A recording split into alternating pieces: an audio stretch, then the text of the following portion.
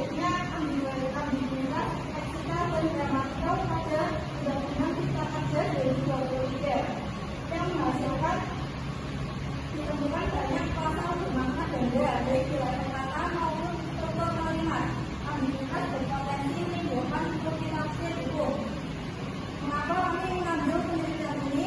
Karena kami mengambil kerangka analisis gramatikal dan leksikal dari penelitian ini. Karena metodologinya sesuai untuk meneliti ambiguitas pada teks hukum. Nah, sintesisnya ambiguitas pada undang-undang dapat muncul baik dari pilihan kata maupun struktur kalimat yang tidak jelas. Yang kedua ada jurnal yang berjudul Relevansi Fungsi Penafsiran Gramatikal dalam Memahami Hukum, yang menulisnya adalah Sinta Anita Nurdan dan kawan-kawan. Yang subjek yang metodologinya kajian normatif dan literatur hukum, yang bersubjek tentang penafsiran gramatikal dalam hukum, yang menghasilkan penafsiran gramatikal penting untuk mengurangi multitafsir, terutama ketika rumusan undang-undang yang jelas. Dan jurnal yang kedua, kami mengambil jurnal tersebut karena pembahasan teoretis tentang pentingnya penafsiran gramatikal dalam hukum untuk menghindari multitafsir. Sintetisnya adalah analisis linguistik diperlukan agar hukum tidak disalahpahami. Yang ketiga ada jurnal mengenai ambiguity of the offense regarding obstruction cases in Indonesia, yang penulisnya Antoni dan Megawati Bartos. Yang metodologinya studi normatif, yuridis, analisis peraturan dan putusan hukum, yang bersubjek ambiguitas norma dalam tindak pidana obstruction of justice. Yang diperhatikan memiliki makna ganda atau perbedaan pendekatan di pengadilan. Mengapa kami mengambil jurnal tersebut? Karena contoh konkret penerapan ambiguitas norma dalam konteks hukum untuk memperkuat konteks empiris penelitian kami. Sintetisnya adalah ambiguitas dalam norma hukum bisa menimbulkan ketidakpastian penerapan pasal. Selanjutnya disampaikan. Baik, di sini saya akan melanjutkan jurnal yang keempat yang berjudul Views of Indonesia Formal Language in the Process of Legislative Drafting sesuai Undang-Undang Nomor 12 Tahun 2011. Penulis Wati Diana dan Muhammad Junaidi. Metodologi analisis deskriptif terhadap teks RUU dan regulasi. Subjek evaluasi penggunaan bahasa Indonesia dalam perancangan RUU. Hasil daya terhadap RUU belum sepenuhnya mengikuti kaidah bahasa formal, menimbulkan potensi ambiguitas. Rekomendasi agar lebih disiplin pada individu dan tata bahasa hukum. Mengapa kami mengambil jurnal tersebut? Karena analisis kesalahan bahasa formal dalam penyusunan RUU untuk menunjukkan akar linguistik dari ambiguitas gramatikal. Sintesisnya, disiplin terhadap kaidah bahasa hukum dapat meminimalkan multitafsir. Yang kelima, berjudul Analyzing the Concept of Incongruence as an Ambiguity of Norms in Formal Testing of Laws under Constitution atau penulis Topan Jaya Pertama, Sudarsono, Firman Suryo Kumoro, dan Aan Eko Widianto. Metodologi ambiguitas dan ketidaklengkapan norma dalam undang-undang studi kasus putusan Mahkamah Konstitusi atau analisis hukum normatif. Subjek ambiguitas dan ketidaklengkapan norma dalam undang-undang. Hasil MK menilai bahwa banyak pasal kabur atau ambigu sehingga memerlukan judicial review untuk memberi kepastian hukum. Mengapa kami mengambil jurnal tersebut? Karena mengambil konsep incompleteness untuk melengkapi pembahasan saya pada ambiguitas. Tidak hanya muncul karena struktur bahasa, tapi juga karena norma yang tidak lengkap. Sintesisnya, ambiguitas dan ketidaklengkapan norma sama-sama mengancam kepastian hukum. Yang keenam, ambiguitas sebagai persoalan bahasa dan tanda.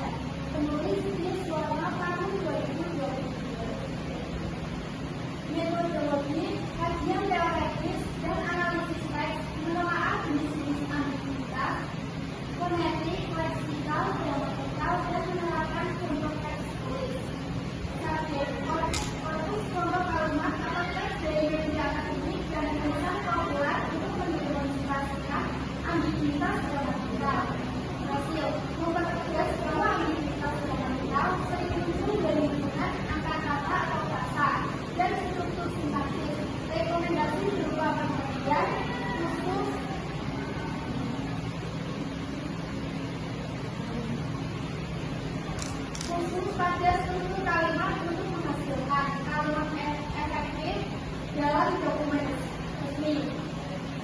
Mengapa kami mengambil jurnal tersebut? Karena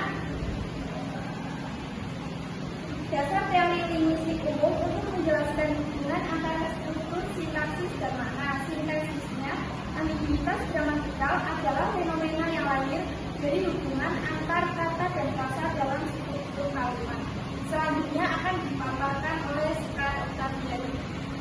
Jadi di sini saya akan melanjutkan jurnal yang berjudul ambiguitas makna dalam bab 5 perkawinan kita undang-undang hukum perdata yang ditulis oleh Pendeta Ramadhani pada tahun 2025 dengan metodologi analisis sisi kualitatif, identifikasi jenis ambiguitas termasuk ambiguitas gramatikal pada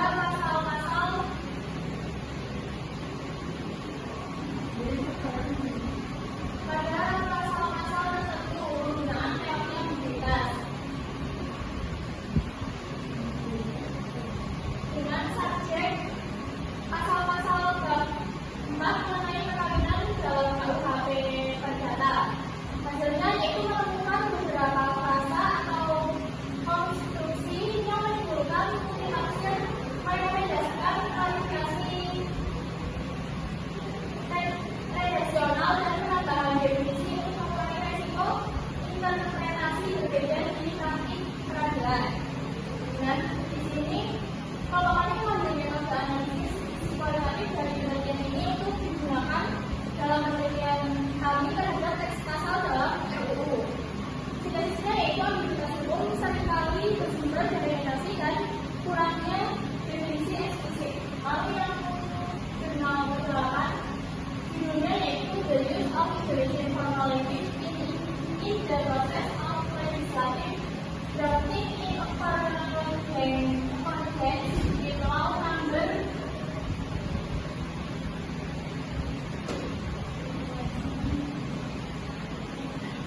3 penulis Tamiara dan Muhammad Junaidi Hangua Law Journal pada tahun 2012. Lalu metodologinya yaitu penelitian kualitatif hukum, linguistik, analisis praktik, perumusan bahasa formal dalam penyusunan undang-undang perbandingan teks RUU atau undang-undang dan pedoman bahasa resmi. Lalu subjeknya adalah draft RUU dan undang-undang serta praktik pembuatan naskah legislasi di Indonesia berdasarkan Undang-Undang Nomor 12 Tahun 2011. Lalu hasilnya yaitu menunjukkan bahwa penggunaan bahasa formal yang tidak konsisten dan lemahnya definisi dapat menyebabkan ambiguitas termasuk gramatikal, menyusun pedoman redaksional yang lebih ketat untuk penyusun RUU dan mengurangi ambiguitas yang berpotensi menimbulkan masalah implementasi hukum. Dan di sini kami mengambil rekomendasi pedoman redaksional yang bisa kami jadikan acuan saat analisis efektivitas bahasa hukum dalam RUU yang kami teliti. Nah, sintesisnya yaitu penggunaan bahasa formal yang tidak konsisten menyebabkan perbedaan tafsir hukum. Lalu yang benar-benar kesembilan itu analyze the usage of legal definition in Indonesian regulation using text mining. Penulisnya yaitu Dahlia Rahmanuddin pada tahun 2021 dan metodologinya itu kuantitatif atau mixed method text mining dan analisis komputasional terhadap korpus regulasi, identifikasi istilah legal dan pola penggunaan definisi untuk mengukur potensi inkonsistensi atau ambiguity. Lalu subjeknya yaitu regulasi atau undang-undang di bagian atau lembaga tertentu, studi kasus undang-undang terkait preliminary dan gaji pada contoh. Lalu hasilnya menunjukkan bahwa inkonsistensi penggunaan definisi legal dan variasi kata meningkatkan resiko ambiguitas interpretatif.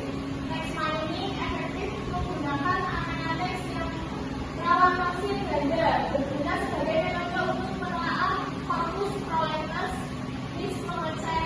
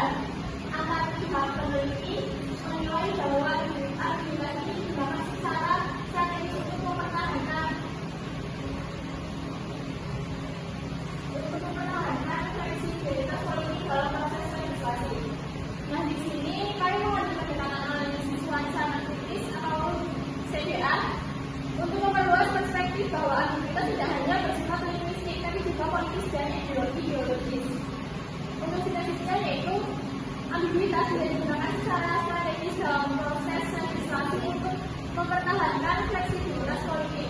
Nah, dari ke-10 penelitian tersebut, kami menyimpulkan bahwa ambiguitas gramatikal dalam Meksiko merupakan persoalan linguistik yang berdampak langsung pada kepastian hukum.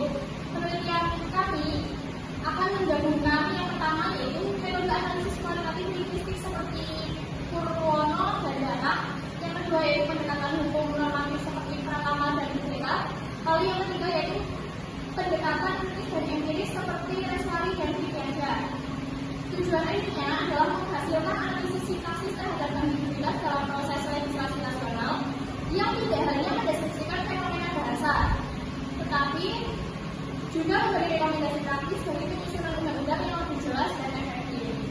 Nah, kurang lebihnya mohon maaf. Sekian dari kami. Wassalamualaikum warahmatullahi wabarakatuh.